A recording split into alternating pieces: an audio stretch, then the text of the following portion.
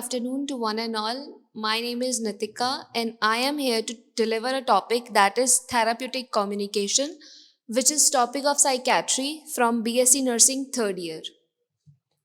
So, first of all, I would like to talk about communication. That what is communication?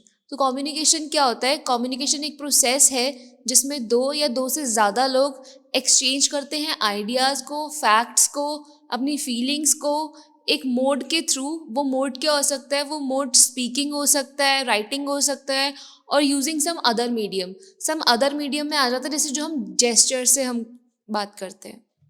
फिर हमने बात करनी है थेराप्यूटिक कम्युनिकेशन की. इसमें है वही कि इसमें इंटरैक्शन है, बट जब थेराप्यूटिक वर्ड लग गया, थेराप्यूटिक मतलब it is a communication between a health care professional and a patient. अब वो हेल्थ केयर प्रोफेशनल डॉक्टर भी हो सकता है या नर्स भी हो सकती है. अब जब हेल्थ केयर प्रोफेशनल और पेशेंट के बीच में बात होती है और जो बात का main focus comfort, safety, trust और पेशेंट की हेल्थ से रिलेटेड, वेलबींग से रिलेटेड होता है, उसको हम थेराप्यूटिक कम्युनिकेशन बोलते हैं. तो बेसिकली थेराप्यूटिक कम्युनिकेशन क्या है? थेराप्यूटिक कम्युनिकेशन वो कम्युनिकेशन है, वो एक्सचेंज ऑफ आइडियाज, फैक्ट्स है जो कि एक हेल्थ प्रोफेशनल और एक पेशेंट के बीच में होता है. फिर टाइप्स है. पहला है वर्बल, दूसरा है नॉन वर्बल. वर्बल मीन्स जो वर्ड्स के थ्रू हम कम्युनिकेट करते हैं, जो हम बात करके कम्युनिकेट करते हैं. और नॉन वर्बल में आता है जो जेस्चर्स के थ्रू, हमारे एक्सप्रेशंस के थ्रू, हमारी बॉडी लैंग्वेज के थ्रू हम बात करते हैं. उसके बाद आता है करेक्टरिस्टिक्स ऑफ थेराप्यूटिक कम्युनिकेशन, कि इसके मेन करेक्टरिस्टिक्स क्या हैं. पहला है explanation according to understanding level of patient. That means कि हमें पेशेंट को इस भाषा में समझाना चाहिए डिजीज से रिलेटेड या किसी भी चीज़ से रिलेटेड जौन सी लैंग्वेज उसको समझ आती है. फॉर एग्जाम्पल, पेशेंट को इंग्लिश समझ नहीं आती बिल्कुल और हम उसको इंग्लिश में बता रहे हैं, या हम ऐसी टर्मिनोलॉजीज यूज़ कर रहे हैं जो पेशेंट को पता ही नहीं चल रही हैं कुछ.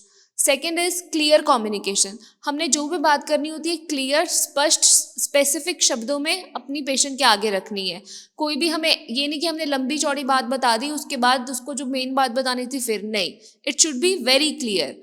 Allows response from client. इसका मतलब है कि हमें बात बताने के बाद या बातचीत करते हुए बीच में पॉज भी देना चाहिए ताकि पेशेंट जो बोल रहा है वो भी सुने. Next is deals with cognitive and emotional aspects of client. इसमें पेशेंट की थिंकिंग, उसके इमोशंस, उन सब का भी हमने ध्यान रखना होता है. Next is consistency. जितनी भी हम बातचीत करते हैं, जितना भी हमारा रिलेशनशिप होता है, एक थेरापेटिक रिलेशनशिप पेशेंट के साथ, वो कंसिस्टेंट होना चाहिए. दैट मीन्स सेम होना चाहिए. ये नहीं किसी टाइम हम बहुत अच्छे से बात कर रहे हैं, किसी टाइम हम बहुत कम बात कर रहे हैं. तो जब इनकंसिस्टेंसी आ जाती है तो पेशेंट को इमोशनल इनसिक्योरिटी होने लग जाती है.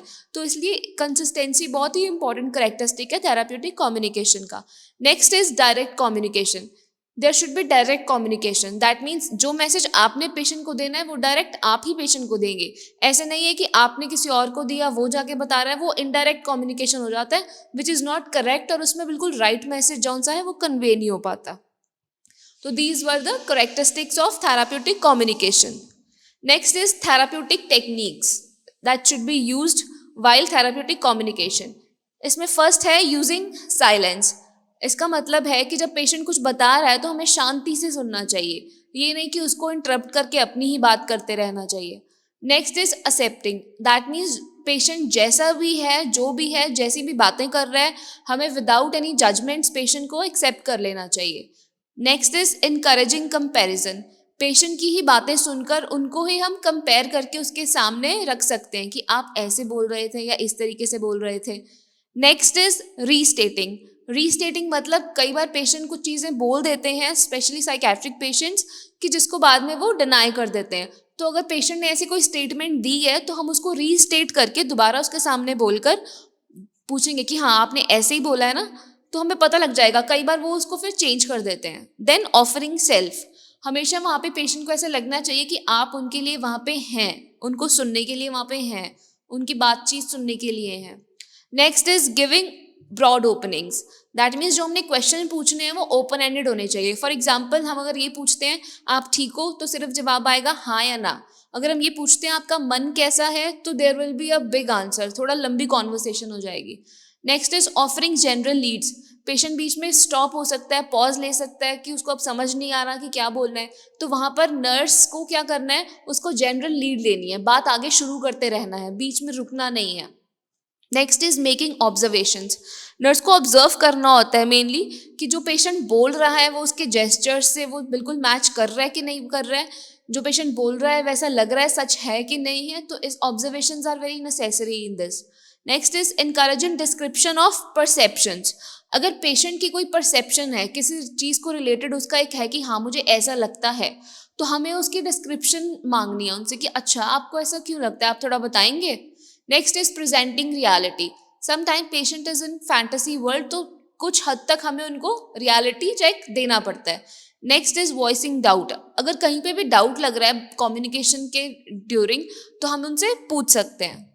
Next is reflecting. जो पेशेंट के आइडियाज़ हैं, जो सारी कॉन्वर्सेशन हुई, हम उनको रिफ्लेक्ट बैक करते हैं कि फॉर एग्जाम्पल हम बोलेंगे कि अच्छा आप ये कहना चाहते थे, इस तरीके से।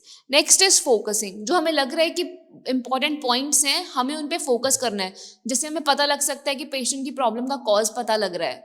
Next is exploring. हमें इसमें एक्सप्लोर करना होता है कि और क्या चीज़ें हो सकती हैं और क्या हो सकता है। Next is seeking clarification and validation. अगर हमें लग रहा है किसी बात को लेकर, किसी पॉइंट को लेकर हमें क्लैरिफिकेशन चाहिए, तो हमें वहाँ पे उनको क्वेश्चन पुट करना पड़ता है। तो these were the communication techniques, therapeutic communication techniques which should be used while therapeutic communication. Next is phases of therapeutic nurse patient relationship, कि कौन से फेजेस होते हैं। तो फर्स्ट फेज होता है प्री इंटरेक्शन, या फिर हम इसको प्री ओरिएंटेशन फेज भी बोलते हैं। जब हमें पता लगता है कि पेशेंट हमारे पास आने वाला है, जब हमारे पास पेशेंट आने वाला होता है तो हम पहले पूरी इन्फॉर्मेशन ले लेते हैं कि पेशेंट का नाम क्या है, उसकी एज क्या है, डायग्नोसिस क्या है। उसके बाद जब पेशेंट आ जाता है तो हम उसकी पूरी फाइल चेक करते हैं कि क्या है उसका केस, क्योंकि ओपीडी में तो केस आ ही चुका होता है, तो हम देख लेते हैं कि ठीक है उसकी चीफ कंप्लेंट्स क्या हैं, क्या क्या चीज़ें हैं।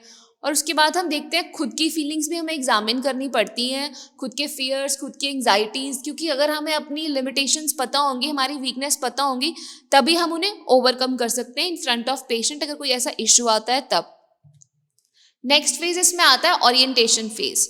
तो create an environment of trusting relationship. हमें पेशेंट के साथ ऐसा एनवायरनमेंट क्रिएट करना पड़ता है कि वो हमें ट्रस्ट कर सके और हमसे बात कर सके, क्योंकि हमें पता है कि psychiatry is all about communication.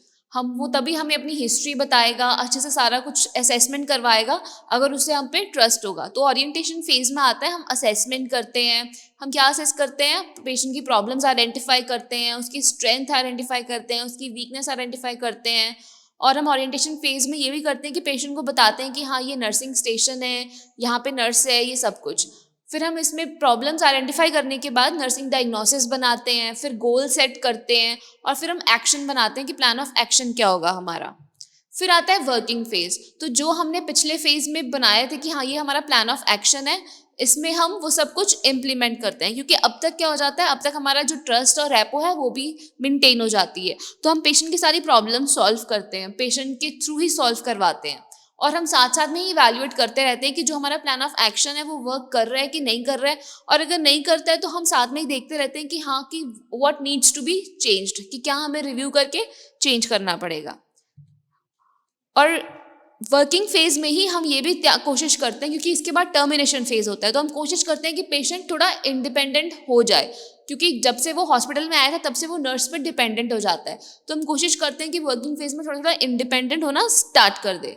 Termination phase में दे म्यूचुअली एग्रीड गोल्स में हैव बीन रीच्ड, कि एक वो होता है कि हाँ अब गोल्स अचीव हो चुके हैं, प्रॉब्लम सॉल्व हो चुकी है, और पेशेंट को जो है अब वो डिस्चार्ज होएगा हॉस्पिटल से, और पूरी हम प्रोग्रेस रिपोर्ट बनाकर और आगे का उसको पूरा हेल्थ एजुकेशन देकर तो हम डिस्चार्ज कर देते हैं। तो these were the phases of therapeutic nurse patient relationship. That's all about the topic. Thank you so much.